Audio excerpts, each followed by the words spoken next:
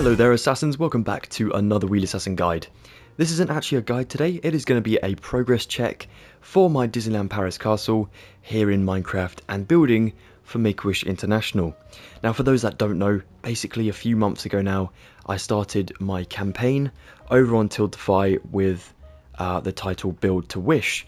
Now basically I was trying to raise $500 for the amazing Make-A-Wish International, and I'm still on the on the journey to get to that insanely high goal, but I'm not going to stop trying until I get there. But anyways, I have been on and off stream building this castle and trying to replicate it here in Minecraft. Now of course for, well, everyone, it doesn't mean, you don't have to have been to Disneyland Paris to know this castle is absolutely massive. So it has been a huge challenge, but I really do feel like I'm at a point now where I can see the end. I can see the end in sight, and I'm really happy to look back on our progress and think, wow, we have definitely come a long way. So yeah, I was just going to say as well, it was during stream number 1, I came away from that and I was thinking, oh my goodness me, is this going to be a stream series where I'm going to have to call it quits, like 3 streams in, because I just don't have the capabilities to build this? Or is it going to be, I'm going to stick it out and then get to the end and it look completely terrible? But actually, I'm pleasantly surprised by my own work, which is why you should never doubt yourself. And I think that this series has really taught me that. So yeah, it's really coming together. As you can see, it is absolutely magnificently huge. And I'm just so happy to look at this. I really am. It just makes me smile. So let me give you the rundown of everything that has been added, upgraded, and manipulated since the last stream. So if we start down here on the left side. Now, I don't know if you guys remember, but it was during stream 1 actually, I did go ahead and build this sort of fenced off area that leads to this wooden door up here, or wooden sort of gated off area that I assume is for cast members of Disneyland Paris, so it's not accessible by the public. It wasn't originally looking like this. It was very just like bland and just stood out way too much from the landscaping and the environment behind it. So I have gone ahead and done some landscaping up top, made it actually flow nicely into its surroundings there, and I actually think it looks pretty good. Like, I don't look at that and think, oh, that's an eyesore. It actually looks really good. And the main focus was not trying to make that take any of the attention from the actual castle itself, because that is not what you want, of course. But now the castle is like God knows how many blocks high, you do not look at this door and think, oh, that looks awful. You look at the castle and think, oh my goodness, that's huge. So yeah, it's good. I've also added in the water over on this left side. So we have some like stones in the water here, a little bit of foliage on the sort of hill there. And then of course the hill itself has been built up absolutely like catastrophically. It's insane. I just realized I forgot to add a tree there. Let's get rid of that for now. But yeah, I have been really busy on this side. I went ahead and just spent like a couple hours, I reckon about 2 hours at least, on this hillside, just trying to go ahead and make this look exactly like the photos make it look. So I have gone ahead and added in the trees where they're supposed to be trees, the different shapes and sizes of the trees and the height differences. But then again, I've also added in some more trees because I felt it looked a little bit too bland. And I think for the scale I've gone for my castle, like it is kind of in between, like being realistic and then also being my own sort of spin on it. So you'll see certain elements of this castle and you think that's a little bit different from the real one, and that's okay. It's not like terribly different that it's hugely noticeable. Like you look at this and think that looks pretty accurate, but I feel like myself as a builder, I can see things that just aren't there in real life. But that's okay, like it's my own spin, so it's all good. But we have this this sort of tree top hillside up here, which has now got like the sort of lines going through it of the rock face and things, which looks so much better than it did. I mean, if I try and find a photo of what it looked like before and put it on the screen now, you'll be able to see the difference. Like this looks so much more landscaped, so much more textured than what we had originally, which just looked like a pile of dirt thrown together with some andesite, and that was, the day done. But I'm really happy with this. With the way this looks now. It definitely looks much better. It was a huge problem actually, because I'd built the back of this castle, which I'll show you later, and realised that the cliffside, from all the photos I was getting at and all the drone footage I found from this perspective up here, so it was like sort of up this way, I could see that the wall for the back of the castle was not shown from the front, which I was having the major issue of seeing that from this perspective. And obviously this castle is all about perspective.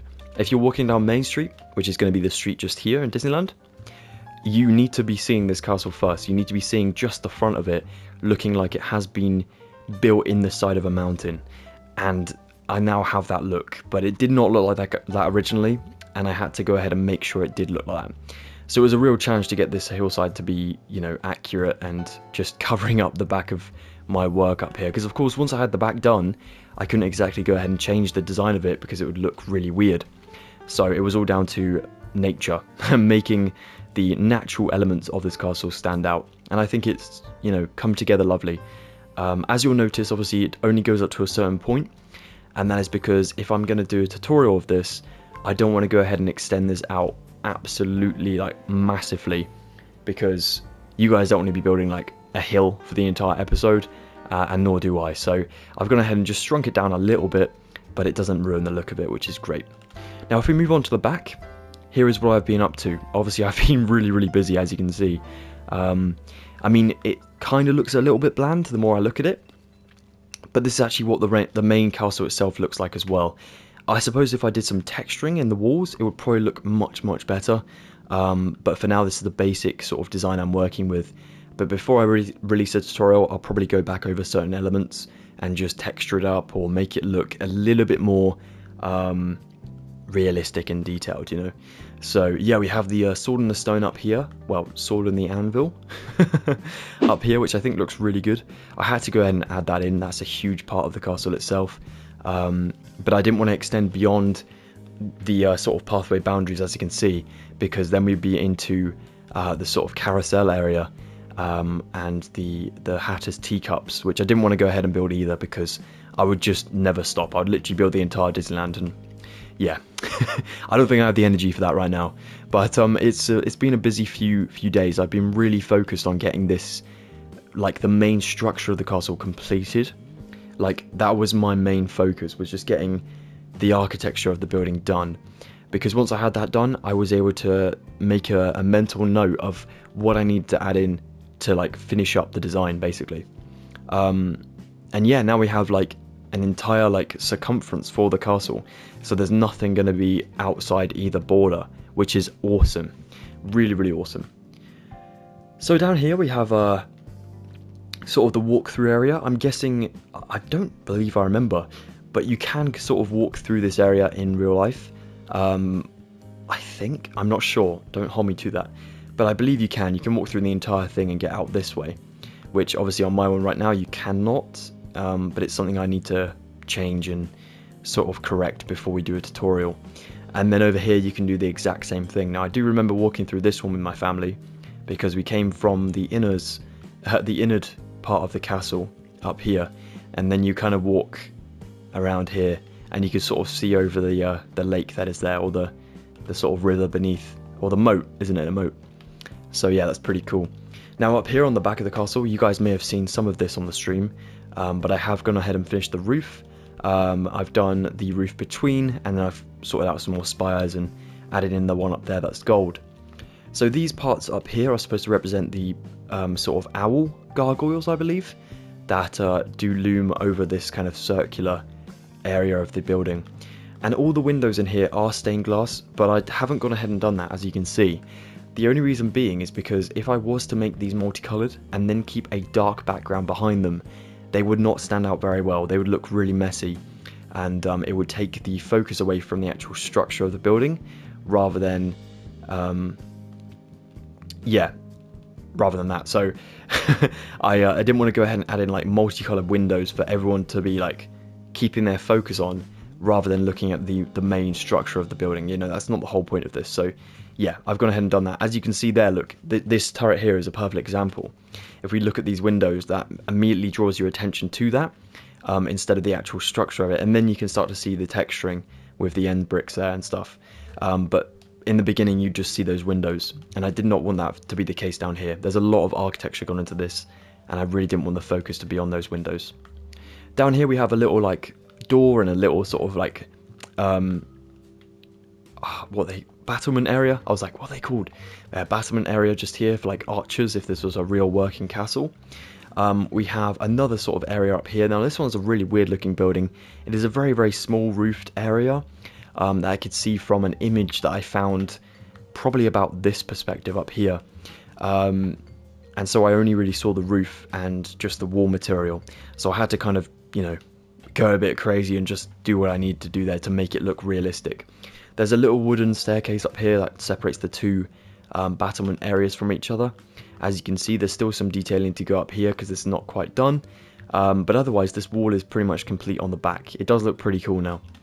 This one I did have to change from a few streams back because what I'd done is originally I built this wall coming out a lot straighter than this and then going into a 90-degree wall this way before turning left and going back into where this one now stands. That's wrong. It's supposed to be a bit curved. As you can see, it's much more curved. We have a bit of a curve there, and then it curves right the way back round to there, which isn't entirely accurate again, but it's much better than it was at a 90-degree angle. So I'm really happy that that is now changed and looks a little bit better than it did. I also went ahead and moved this spire because this one was in the wrong position. It was at the back over here, between these two, which is not supposed to be. It's supposed to be on the back right side of the bigger turret there. So it's between the two bigger ones. There's like a small one in between them. So that looks much better. Something you will never notice if you hadn't been, you know, told that that was happening, but there we are. Now on the last stream I'm going to do, which will be on, I'm not sure of the date yet, but I will put it in the comments below and the description of this video. But whenever I do that next stream, it is going to be the final one for this castle series, and I will be completing this area here. Just the sort of pathway that goes alongside the battlements here to connect all these archways and separate them from the river below, or the moat below. And then I'll probably finish up the moat below off of camera, because it's just, you know, filling in water and stuff, and then a few extra details here and there. Otherwise though, the main details have been finished. Now still a few to go through. We have this spire over here was originally lapis, but I've changed it to gold because there are two golden spires on this castle. We of course have the one up here, which looks absolutely amazing, and now the one down here, which they are exactly the same in structural detail and also color. So I needed to go ahead and change this one to gold. Not the biggest of detail changes, but something that I was a bit worried it would stand out too much on the right side there. But to be honest, once you look at this a few times, you kind of get used to it, and I have got used to it now. But in the beginning I was like, that looks way too weird. I need to change that back. But now I quite like it. And the bamboo just adds like a bit of a gold effect to it. Like there are gold sort of trellises kind of coming down the sides of them. I'm not sure if that's the correct word, but there we are. And I think that looks pretty good. I've also added the archway that connects the two spires here to the main spire, and then also added in the little one that goes there on the side of the main spire. Now that one again, I was worried if it would take away the detail from the stained glass window up top. To be honest, doesn't at all. It doesn't even like divert my gaze from the top there. I think it helps that we have redstone lamps up here, because your eyes immediately go to the darkest section on this spire, rather than going to the little sort of lapis spires here and there. So that's great. I also added in a little bit more texture down here, so it actually looked like a bit of a bridge going up, which was helpful. And then down beneath here, we have a staircase that goes around the big spire. Now I haven't added it on the front side because I was actually talking to my dad about this. If I did, it would take away your view from the window up the top there, where the spire goes into a spire, and you'll be looking at the slabs I placed up like halfway on the spire, and that just would ruin the look of it. So what I ended up doing was just making a staircase here that goes up the side of the turret here, and then goes all the way around just to here, and then doesn't come out this side. Not that you're going to be able to see it anyways because of this massive sort of roof here, but even still, I went ahead and just made a little detail to show where that would be. But it's something you guys can add in if you want to when you build the tutorial version. It's up to you. But on the back, I think it actually looks really cool. It's the same with the smaller one down here, where I've used sort of the spruce staircase to make that design. You know, they look similar, but they are different enough to look like the parts they're trying to portray, which is really helpful. Yeah, that seems to be all the details around the bottom here. And of course, as you guys can see, I've added in a pattern down below, which I think looks really lovely. And that is like the real one. We have the more sort of brighter copper, the darker copper, I guess, in the center there, and then as we go out, we have a little bit of a lighter color just there. I know that sounds weird because it's kind of the opposite, but I think this this greener sort of copper to me, the weathered, is a little bit lighter. It could just be my eyesight, but I think that's the case. And of course we have a little pattern going around the sword and the stone down here. As you can see, there's a bit of a difference with how much pathway we've got on the right side to the left, but that's entirely accurate. That is how it's supposed to be, so that's okay. Obviously when I was doing the roof up here, I was worried that this wasn't going to be level with the front, and it isn't, but actually they built that on purpose. It's not supposed to be straight at all. It's supposed to be sort of bending slightly, so that everything is kind of off. It's like off by 1 or 2 blocks in our case, which is very cool. Now down here I decided to use some of this, is this kelp block? I think it is, isn't it? Yeah, dried kelp block just here for the lampposts, because I felt that this looked the most accurate to the real ones, instead of using actual like redstone lamps or something. Again, I've used myself some spawners on top of netherrack fence posts up here for the little torches on the wall, because I felt that they looked the most medieval, I guess, which is obviously what we're trying to go for here. Now beyond this balcony and these 3 arches, we do have an entire pathway to the front of the castle now, so you can actually go across the drawbridge and go in and through the castle, which is a very, very key detail to make this realistic. So yeah, pretty awesome stuff. Now at the time of this stream anyways, sorry, this video, I haven't gone ahead and done an interior because, well, I'm still finishing up the exterior, of course, and I don't want to start 2 things at the same time, because then I'll get myself confused. But with that being said, I would like to do an interior. I'm not really sure how I'm going to do it, because to be honest, I'm not sure if I have enough space inside. I think I do, to be honest. It's quite big, as you can see. If we look from the side profile, we have from the spawner down there on the left all the way to the back of this circular sort of domed roof. So that's quite a lot of space. And of course everything underneath this stone brick as well. So yeah, and there's only the cave system beneath to add with the dragon. There's only a book to add for the fairy tale of Sleeping Beauty, and I think that's all, if I'm honest. I can't quite remember. I'll have to watch a walkthrough just to be able to like rack my brains on it, but I think that is everything. And if that's the case, I reckon I could do a smaller scale version of that 4R castle here, which is very cool. But yeah, I mean, look at this. How cool does that look? I don't mean to blow my own trumpet, but that is, it looks insane. It looks absolutely cool. So yeah, I'm really excited to be able to show you guys this again on the stream. Like I said, I'm not sure of the actual date of this yet, because I need to edit this video and get this published before the stream happens. So basically it's all down to when I can get this video out. But whenever it will be, I will let you know on the community tab or on the bottom of this video. And yeah, I'll ask if you could come along again. But that has been everything for this progress check number 2, guys. I really appreciate it. Sadly, this will be the last progress check on my castle before I finish it, I believe. I might not make a 3rd one because I don't think there'll be much point. There's like so many little details to add in now that it would be pointless to make another video entirely for that. But I will keep you posted on the community tab as always. You can also check out my Tiltify link where you'll find my campaign, Build to Wish, and that has everything from day 1 to now in images. So you can go and see the progress from building this first archway to now building obviously the huge spire and everything behind that as well. So yeah, thank you so much for watching anyways. If you guys have enjoyed this video, please be sure to drop a like on it. That would really help me out so much. If you're new around here, a very nice warm welcome to the channel. I really appreciate you coming by. If you're interested, definitely stay tuned by subscribing and join the Assassinhood for free today. You can follow me up on my social medias as well, guys. Links below, of course. And I will see you all very, very shortly for another Wheelassassin Wheelassassin guide. Thank you so much. Have a lovely rest of your day.